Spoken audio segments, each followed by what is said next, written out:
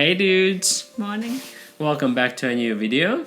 In this video, we will share our tips and tricks how we are talking about money with each other, because not always is so easy to jump into a relationship, and we wanted to kind of share how we navigate talking about money, and we always have been pretty good with that, and we will share why, and maybe that will help you in your money situation, whatever it is. Yeah, we'll start from where we started and how we bit by bit became really good and more comfortable with each other when we talk about finances, because quite often in every relationship money plays quite a big role. We believe that it's extremely important to get talking about it and not to hide.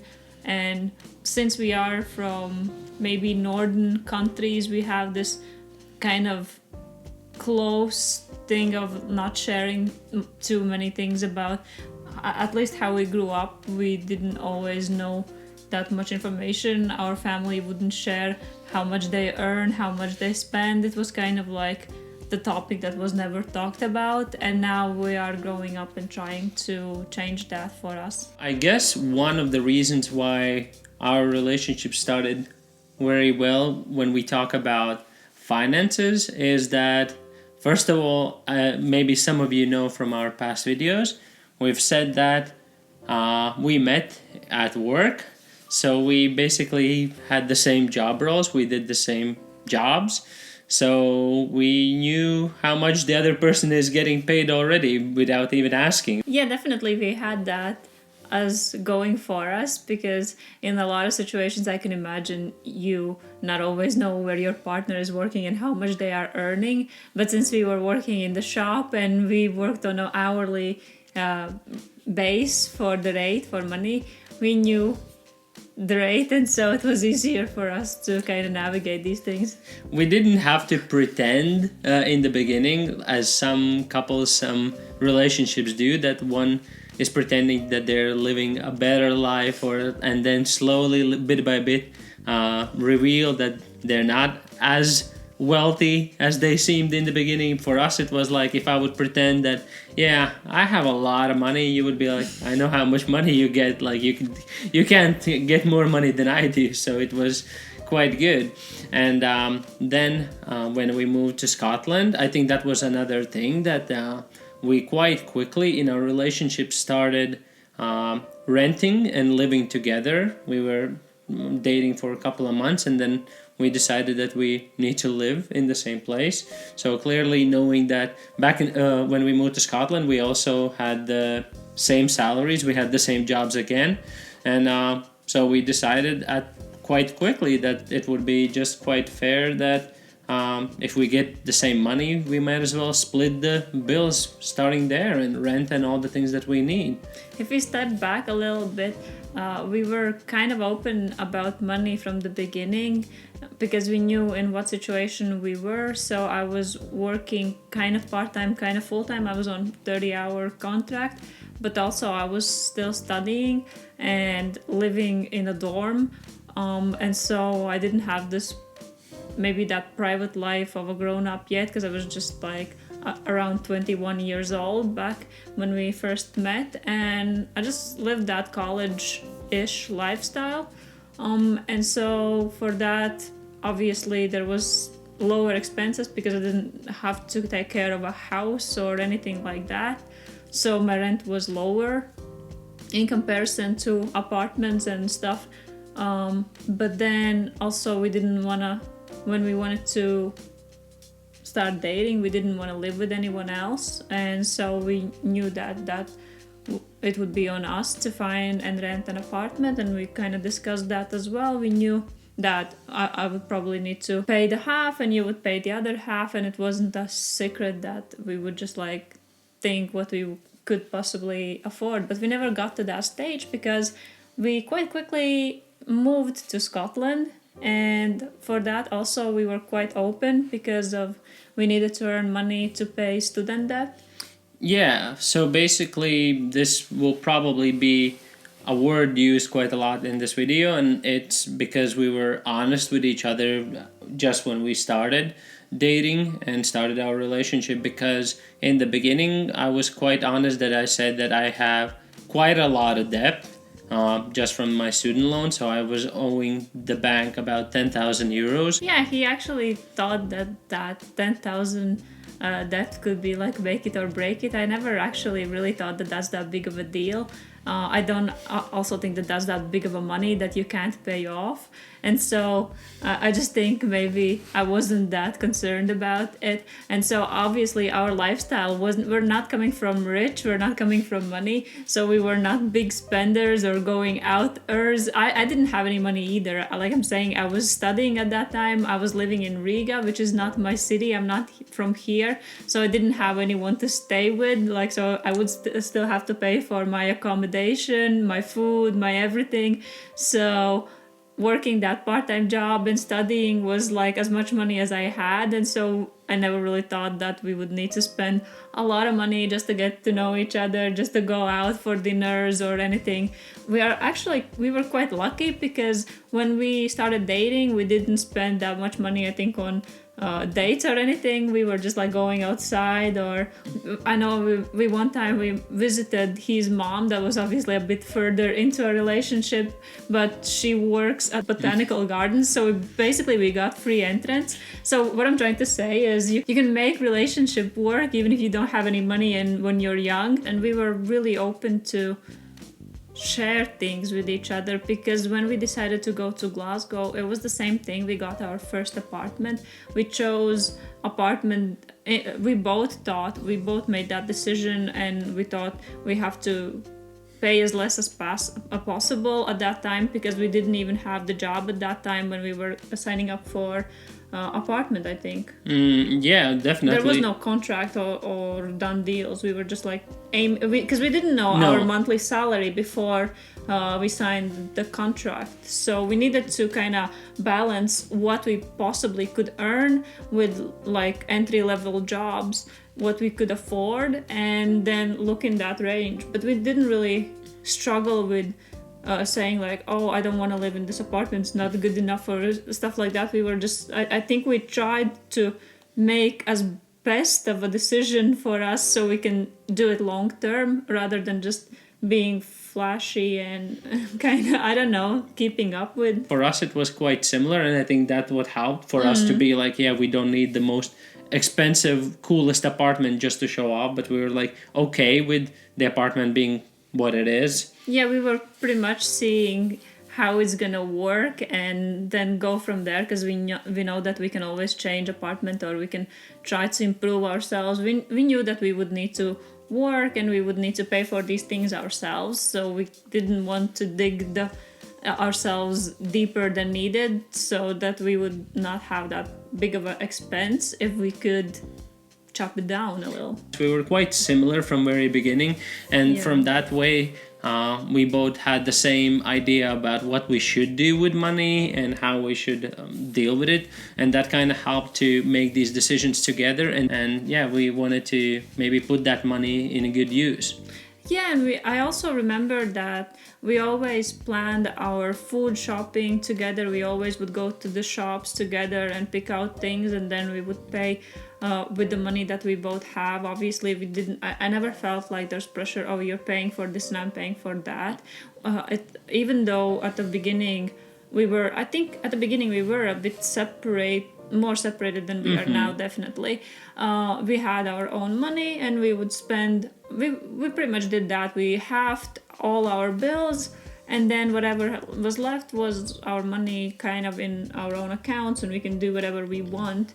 And now we pretty much have all the money together. But still, if I want to buy shoes and he wants to buy something, he can buy everything he wants and I can do my part. It's not like we watch each other's purchases that closely. Yeah, we don't judge each other for whatever the other person wants. First, as you said, for quite a while we just had our own money, split all the bills equally, and whatever was left was basically your own money and deal with it however you want. And then at some point that money that we had, one person had one money and the other person had the other money, started to kind of collide together because we finally had a bit more money. We paid all my study loans, so we both just had no debt, and then we decided our envelope system. Yeah, I guess we would like to explain a little bit more about the envelope system because it definitely worked for us. And that was when we were hardcore saving back in Malta. We pretty much created this system where both our incomes would just count together as one, and we would just take out the money for rent and also take certain money in cash for groceries, usually about 300 euros. And we would just spend that over the month and then collect the receipts and check how we are. And usually we had the even money left over from that. So that was pretty much the budget, and everything else, what didn't go for groceries and didn't go for rent or other expenses, would be our savings. Both of us put in as the money, kind of equal amounts of money in the envelope. So basically we knew that, like, clearly it's 50-50. It's our money. In the beginning, it might seem very weird to do something like that because everyone has their own habits and the way they think about money. But I think we got really lucky in a sense that we were quite fine with it. We were just like, okay, like, we want to live together. We want to be together. So there comes this issue, I guess, about that, something that we don't really experience, and I have seen a lot of couples do, and that is kind of wanting to be either in control of the relationship or something like that. That this one person is, I don't know, like the bigger person or better situated most times, maybe like better job, more money, more, I don't know, older maybe, or having their own apartment, or I don't know, there could be a lot of things that make you not equal to each other, right? I guess I wanted to mention now that that was before, that was how we started and how we lived our lives so far. But now we do have some different changes in our lives now that we don't actually work 9 to 5, we don't have monthly income, and that how it feels like, because I don't think we experience much of disagreement with how we spend our money. We know that we spend it only where it needs to be spent. We don't go out shopping when we don't have any money. We don't also have that really problem because we know that we have enough, and we are now trying to adjust to life where we might not be able to work maybe a little bit because we're buying the house and we don't know where we're gonna settle in, and that now we have our income is on YouTube. I know that that's not the biggest chunk, but for us it might be just enough. Not while we're renting in Riga and while we're living here, but in the future we hope to grow this as our income, maybe like a mainstream income. And so for that, I think both of us also agree that that would be great, the best kind of decision for us, or the best scenario. We do talk about how we feel about our financial situation, so we kind of both know where we're at the time. So yeah, it's completely different now that none of us work like a 9 to 5 job, so this is our job together, and it kind of makes me feel great. Like, this is what we can do together, spend some time together. We actually enjoy it. Yeah, we'll see how this is going. Obviously, sometimes I get scared, you get scared, whether we're doing the right decision. Obviously, things cost money and so on. Obviously, it's just part of the life, I guess. Yeah, but that's what I was thinking about, communicating with each other about how we feel, because at some point we might just feel like one of us could say, like, or start thinking that I don't want this, like, I don't want to live on YouTube money. I want a stable income from a 9 to 5 job. I think what makes us such a successful couple in talking about money is that we actually have the same goals, and sometimes we don't know what our goals are, but then when we think about it, talk about it, and kind of decide on what we're going to do, we are very precise, and we can do a lot with that. Because I remember when we were living in Scotland and we thought about moving to Malta, we just kind of pulled ourselves together and we set the goal, set the date, knew that we need to save some money, and we did all of that. And then we just, when we focus on some things, we get them done.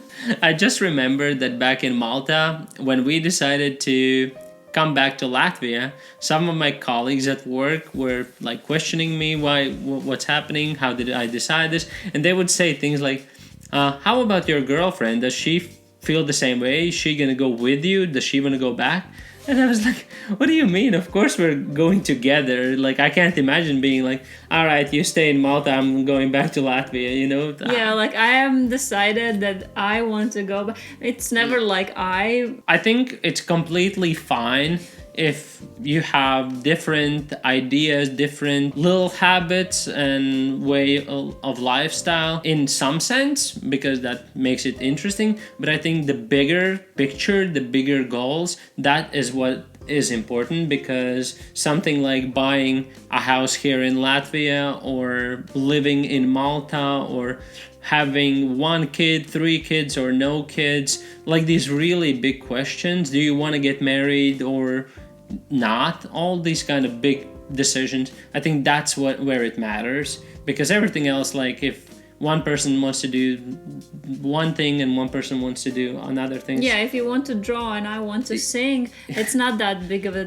problem. Yeah. You can do that. It's nice that you have different interests. It's no big deal. Like the main goal together is the same one together. You can definitely make it work and find a way to make it work, because that's what has helped for both of us, because none of us were like separately thinking, oh, I really want to enjoy a warm country like Malta, and the other person is saying, I definitely love the rain, or something like that. Yeah. For us, all these decisions came together because we felt the same way. So to sum up this stuff, what we were talking just in here about the money, I hope that gave you a little bit of insight how we communicate and how we work things out.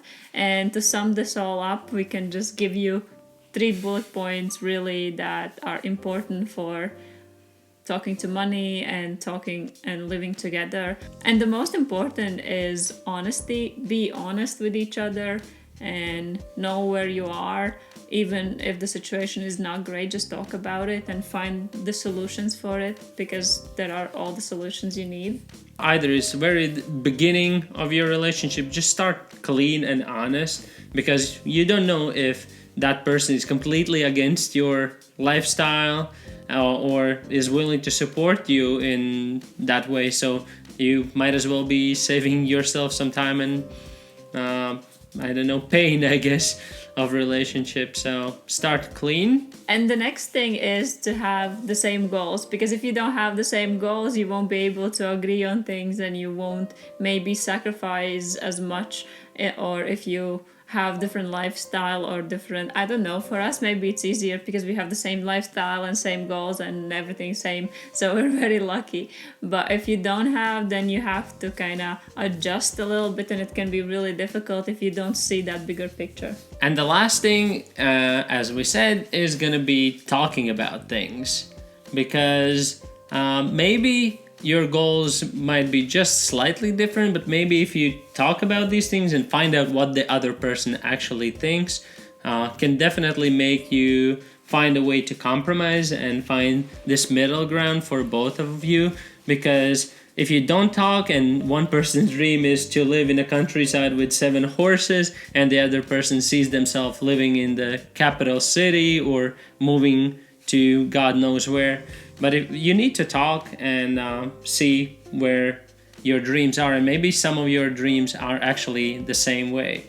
Yeah, and even if you don't have your dreams the same way, I can't really say that we always wanted the same things. We just grew into them with time, I guess, because I didn't think we wanted to live in country until we were in Malta, and we were really starting to save up for the countryside house. It wasn't like we don't want to, it's just we didn't know that we, I guess, want to. It's just we were traveling, we were living abroad, we were living in Scotland and then in Malta, and then we didn't know, maybe we'd go somewhere else. We already in the beginning said that, like, let's go to Scotland, and then if we wouldn't talk to each other about what we want next, we wouldn't probably go to Malta. We would just sit there. One becomes miserable, Mm-hmm. But we both started talking about what we want to do next, what is the right thing for both of us. Because before we started dating, I never saw myself wanting to ever live in the countryside. See, that's exactly what I'm thinking, and me neither. And I'm coming from countryside, and I was like, I don't really see myself doing this. I probably like I never also really liked living in the apartment because I felt like I'm trapped or I can't even go outside. But that's just coming from my background being like able to go out and there's no one. So I guess it's just like you can make dreams together and just like think about them, and I don't know. Just to finish off this video with something funny is that when we started dating for almost a year, I would say, we kept buying fancy olive oil because both of us thought that the other person really needs it. Yeah, we were pretty much like, we never really discussed this thing. We were just always going to shop and buying olive oil because somehow I thought, oh, that's better probably because that would be like just better for health or whatever, or maybe you would like it better because it's. And I felt the same way. I was like, well, olive oil is great. I guess it's fancy. I'm not used to it. Like, I never had olive oil in my house before, but hey, we're living this life, okay, so my girl wants olive oil, I guess we'll buy it. And then one day we were just talking about it randomly and we found out that the other person really does not care about it.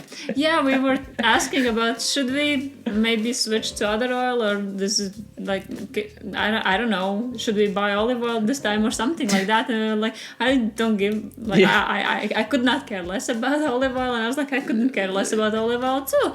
And so we could move and buy a different oil. Why the hell have we kept buying olive oil for a year if the other person doesn't care? I don't care, but we just thought. So talk about it. I mean, seriously. Yeah, those are our, I guess, a little tips, or I guess just something from our own experience about the money side of a relationship. And yeah, let us know what has helped you or has helped. That would be even more interesting. And yeah, I guess, should this be the end of this video? I think this is the end of the video.